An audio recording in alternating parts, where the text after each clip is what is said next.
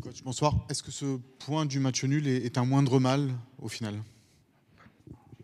Oui, vous êtes malmené quand même pendant une grande partie de la première mi-temps et une grande partie de la première mi-temps même. Et également, enfin, que vous prenez le deuxième but avant la 60e. Oui, de faire 2-2 en étant en plus à 10 pendant un autre moment du match. Oui, on peut prendre cette phrase, un moindre mal.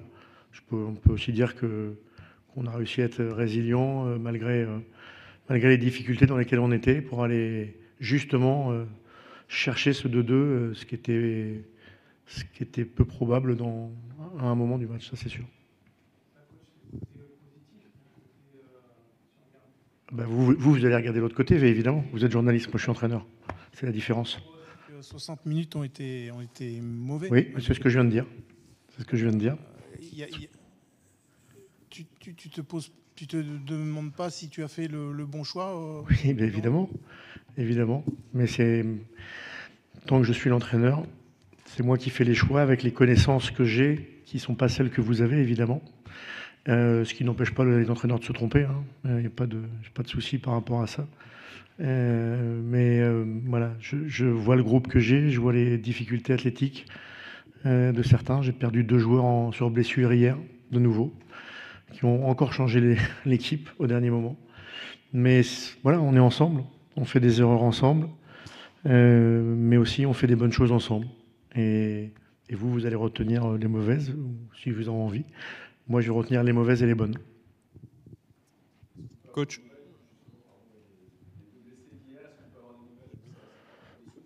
Il y a une contusion pour Antoine Mendy. Voilà. Il essayé un peu ce matin, mais ce n'était pas possible. Une contusion au niveau on va dire de la cheville. Et puis Mohamed a senti quelque chose au mollet, donc il a une lésion, une lésion, pas une petite, une lésion musculaire. Ce qui est certain, c'est que Mohamed, ça sera sur out pour ce week-end. J'espère qu'après la trêve internationale, on pourra le récupérer. Et puis pour Antoine, on va voir en fonction on va refaire des examens demain. Coach, au-delà des choix, est-ce que vous comprenez le visage de votre équipe, notamment sur la première mi-temps? Quand il y a beaucoup de changements, ça peut s'expliquer. Mais eux aussi avaient pas mal de changements et ont été beaucoup plus près dès le départ du match que nous. On n'a pas, notamment sur l'aspect de la récupération du ballon, on n'a pas fait les choses ensemble pendant un bon moment. Et quand vous ne faites pas les choses ensemble face à ce type d'adversaire, je l'avais dit, c'est vraiment une très bonne équipe. Et ben vous en payez les conséquences, même si on ne les a pas payées totalement, parce qu'on a réussi à revenir.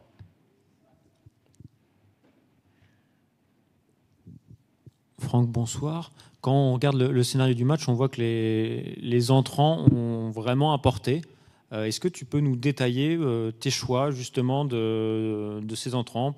Qu'est-ce qui devait apporter? Pourquoi tu les as fait rentrer et pourquoi à ces moments précis, à la mi-temps et ensuite à la 65e? À la mi-temps, je trouvais comme vous l'avez vu, qu'on avait quand même beaucoup de difficultés à la fois à récupérer le ballon, à la fois à imposer des choses avec le ballon. Donc, décidé de réaxer Tom Loucher, avec parfois un double pivot, parfois seul en pivot, et de faire rentrer Jaune, donc piston droit, à la place d'Isiaga, qui avait en plus pris un carton jaune, et de mettre Momo, qui est capable de nous garder le ballon, d'amener de la profondeur. Tout ça, c'était les premiers changements. Ensuite, les 3 autres changements, même s'ils sont arrivés après le deuxième but, j'espérais qu'on les faire à 1-0, mais c'était pour changer de système. Voilà, changer de système. Et mettre encore plus de joueurs offensifs, essayer de mettre de la créativité, du dribble dans les 30 derniers mètres, parce que je pensais que si on arrivait à mieux récupérer le ballon et amener du dribble, de la présence devant le but, qu'on pourrait malgré tout leur faire mal. Coach, vous avez choisi au départ de titulariser Moukoko. Il avait beaucoup à prouver peut-être parce qu'il jouait moins ces temps-ci. Vous le sortez à la mi-temps. On a l'impression qu'il n'est pas dans le coup encore pour l'instant. C'est des moments difficiles quand on est joueur. Nous, on l'accompagne. Il a des moments pour jouer. Ça fait partie de la vie d'un footballeur. C'est comme la vie des entraîneurs. C'est le sport de haut niveau. Il n'y a pas de cadeau. C'est comme ça. C'est juste continuer à travailler, s'améliorer, intégrer les principes. Et puis à un moment, il aura de nouveau sa chance. Et il faudra être performant. C'est juste la loi du haut niveau. Coach, ici, avant ce match, vous nous aviez dit il reste 5 journées pour gagner 3 matchs pour viser ces barrages. Est-ce qu'au final, on peut dire que le constat est le même après cette rencontre et que vous faites un peu du surplace? Il faudra toujours plus de points que 2. Ça, on est à peu près tous d'accord. Donc ça veut dire qu'il faudra gagner des matchs, ce qu'on n'a pas réussi à faire depuis 4 matchs en Europa League.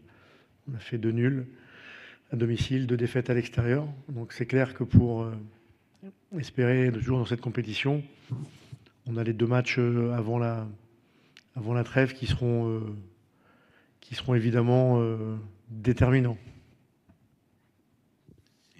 Coach, est-ce que les 2 joueurs qui sont blessés devaient être titulaires sur ce match-là? Je ne vais pas tout vous raconter non plus. Non. Non. Bon, tant pis. Est-ce que Tanguy... Il y en a un qui devait être titulaire. Tanguy qui revenait aussi un petit peu, est-ce qu'il peut enchaîner lui aussi au niveau physique? J'avais prévu de faire jouer Tanguy en tout cas. C'est pas puisque c'est un défenseur qui est sorti, donc ce sont 2 défenseurs qui sont sortis, donc ça n'a rien changé par rapport à Tanguy. Et j'avais prévu de lui ménager son temps de jeu, d'abord parce que c'est un joueur qui est en reprise après une longue absence. Et puis là, maintenant, on va voir dans les 48 heures comment les uns et les autres récupèrent. Parce que même si ça a été un match difficile, tactiquement, techniquement, les joueurs ont aussi tout donné pour aller chercher l'égalisation, ce qu'ils ont fait. Et on va voir où ils en sont. Mais c'est souvent le cas quand on joue jeudi et dimanche comme ça. La récupération elle est quand même très très courte.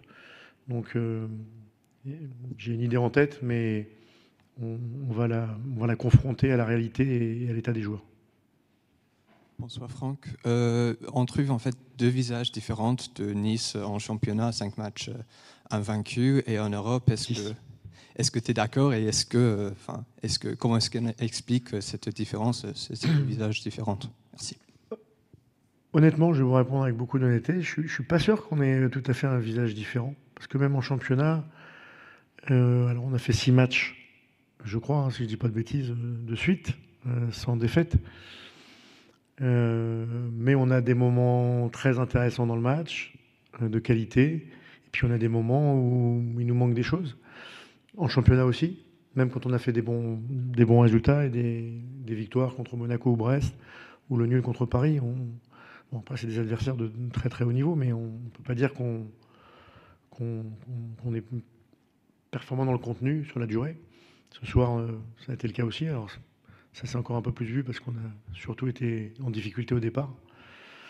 Mais on a mieux fini. Voilà, la régularité des résultats va être encore plus importante le jour où on aura une vraie régularité dans nos performances. Une dernière question, Miguel. Justement, quand vous enchaînez dimanche déjà avec Lille, avec un objectif peut-être de rentrer dans le top 4 en cas de victoire, est-ce que ça entre en compte, ça, maintenant que voilà, en Coupe d'Europe, c'est un peu plus compliqué? Est-ce que le championnat devient encore plus important? On a 3 compétitions à faire qui sont différentes. Moi, je lis pas les compétitions parce que par essence, elles sont différentes. Donc, je les lis pas. Donc, on va affronter un très bel adversaire, mais on va vite passer à autre chose. Voilà, je dis ce que j'avais à dire à la mi-temps. Je les ai surtout félicités pour ce qu'ils ont fait sur la deuxième période et notamment dans les 30-35 dernières minutes. Mais maintenant, voilà, place au championnat, place à Lille, c'est une autre compète. Et voilà, on switch, on doit passer à autre chose. Merci. Merci à vous. nous allons commencer avec quelques questions que je vais traduire après en sorte de résumé. Et après, nous allons enchaîner avec les questions-réponses classiques. Merci.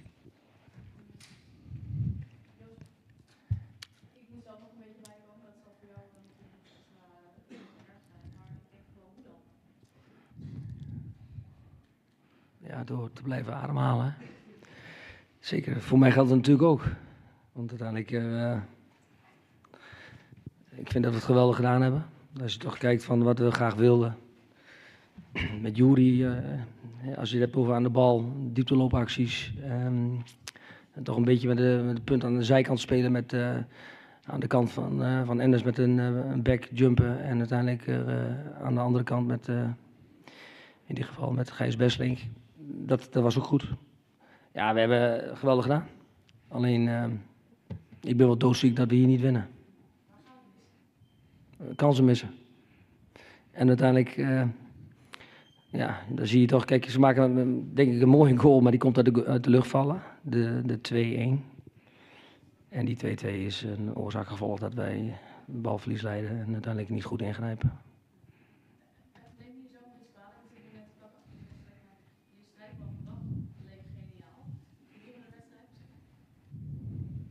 Ja, als je niet wint, dan moet je altijd naar jezelf kijken. Maar volgens mij was het goed. En het enige wat ik net zeg, wat gewoon heel erg zuur is, dat we niet meer goals maken.